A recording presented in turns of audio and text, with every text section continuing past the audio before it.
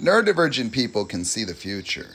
You see, what happens to the mind outside the boundaries of fear is the imagination that's available to people who take ayahuasca or who dream is actually part of the normal architecture of every single mind, and it's segregated by fear. Fear is the organizing principle of reality because fear prioritizes the elements of observation that are relevant for survival. And the pathology of the ego is the objectification of me as the threat to myself, meaning that me being not good enough, me being abandoned, me being something's wrong with me being broken, me being misunderstood, me being confused. These are all observations that the children make in their first fight or flight reaction, which becomes the Adam and Eve moment, where all children dissociate permanently. And because the consciousness of a 5-year-old or 1-year-old is so small, this dissociative experience is never noted and is actually the basis of our study of psychology, where the pursuit of Western psychology is to solve the riddle of something's wrong with human beings. And all they've done is differentiated the ego into all the different diagnoses. But what they don't see is that underlying all reactionary dynamic behaviors are malformations of the fight or flight system, and it's why we have things like ulcers and heart disease. Because adrenaline is a systemic hormone that is only meant for physical exertion.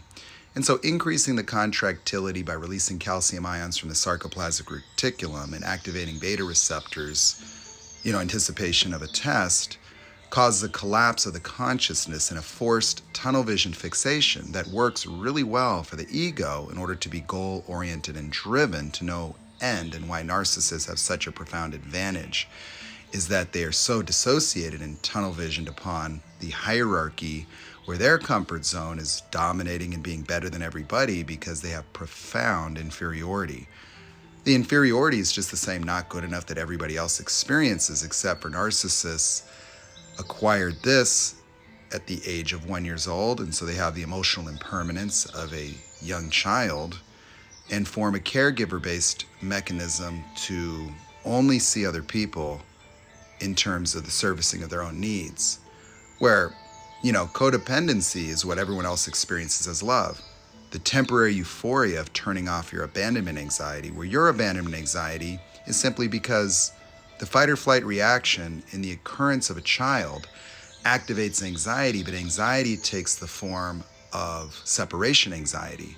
And so the neurological positive feedback loop of anxiety and abandonment is a pathology that requires external validation to turn off.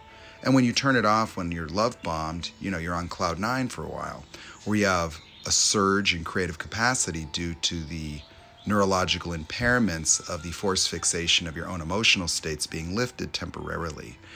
And so you could be on cloud 9, you could be highly functional, you could be creative even. And things like bipolar disorder are simply for people that might have a tad of neurodivergence and higher levels of creative capacity and cognition. And the ramifications of positive feedback loops maintaining sadness in this chronic state of something's wrong with me and the anxiety that ensues will cause neurological changes in the opposite direction of addiction, for example, where the homeostasis of the central nervous system is so impeccable that elevating dopamine in your brain causes addiction simply because it downregulates the receptors to restore homeostasis that quick in a brain that has the neurological power to adapt itself to the nutritional realities of any environment. And so if you couldn't produce enough norepinephrine or serotonin, your brain would simply increase the sensitization by increasing receptor sites for that, and that's what creates things like bipolar disorder. And so when you alleviate what causes the depressive symptoms, the person will have a temporary elevated state that can be a mixed state, because the human experience is catalyzed by the duality of ignorant ego, where all decisions are made in the avoidance of suffering. And the only thing that an ego can do is fantasize about the future due to the contamination of their triggers in their own imagination, making tomorrow look a lot like yesterday.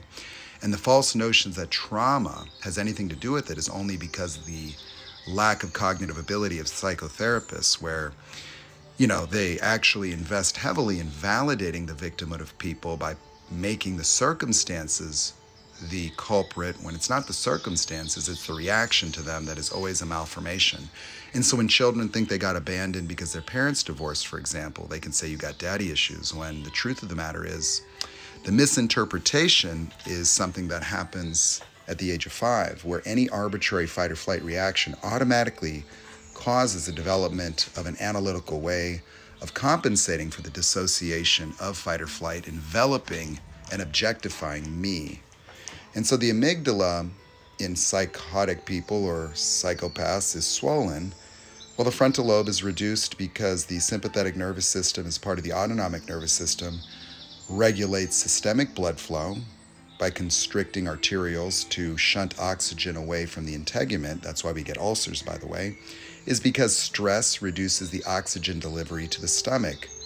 And so the repair rate of the stomach cannot combat the corrosive effects of hydrochloric acid.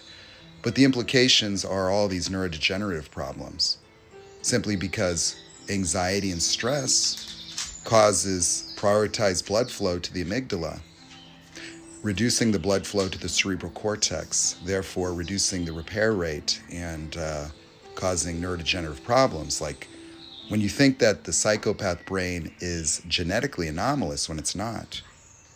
It's just that somebody in chronic fight or flight has the autonomic nervous system reducing blood flow to the prefrontal cortex. And so you'll see that the brain is structurally different simply because of the prioritization of blood flow to the active regions of the mind that are responsible for the fight or flight mechanism. And so cortisol and epinephrine are destroying the human being physically, socially, experientially, because the fight or flight mechanism was only for objective physical threats to animals. But with the advent of language and the way that words work on the intellect of the human beings were able to create a sense of self segregated from the first-person experience that all other animals have. Dogs don't have a me. So when you neuter your dog, it doesn't feel like less of a dog, or if it has 3 legs, it'll still play frisbee. And so animals don't experience trauma. They have fight or flight reactions. You know, they have to survive. They have to have extreme levels of fear to fight off a lion. So if a gazelle got away from a lion, it would just rejoin the herd. That's it. And so human beings, if their dad doesn't play t-ball with them, they personalize that and they make it defining of themselves. And so the ego defines itself based on its maladaptive responses and reactions to external reality, forcing it to constantly try to mitigate its own emotional instability by seeking validation through the acquiring of material possessions, where it totally adapts itself by trying to figure out how to be situationally perfect in a world where everyone's competing to be better than everyone else and forming groups of shared victimhood, ignorance, and fear, easily projecting onto whole groups of other people, while within your own group, you so desperately want to be an individual. You know, you're trying to escape the generational trauma of your mom and dad and don't associate yourself with your family. Yet somehow, some way, if you talk about someone from another country, ethnicity, or gender, you seem to know everybody with your generalizations that come directly from the think tanks of propaganda. So, you know, that's the world that we live in, you know. And, you know, the ego is the primary principal pathology of all people and all suffering that's been alleviated by things like meditation. Well, meditation activates the parasympathetic. The parasympathetic is what activates in sleep. And so when someone relaxes deep enough that they turn off the boundaries between their subconscious, which is the objective self, and the ego, which is the pathology of repetitive fear-based projections that are to be avoided at all costs, the social hierarchy is the necessity of all egos, even if they feel. And so to be somebody with objectivity, to use my mind as a gift for other people, all you get is projection and objectification, when the truth of the beingness of a person set free from ego is limitless, and you can't be categorized or objectified when you've let go of all identity. I just see myself as a human being, no better, no less. But you see, if I stand for reality, it looks a lot like narcissist to narcissist, you know, and that's just the sickness of the projecting, fear-based, cowardly egos of the world that'll nail you to the cross just for being human.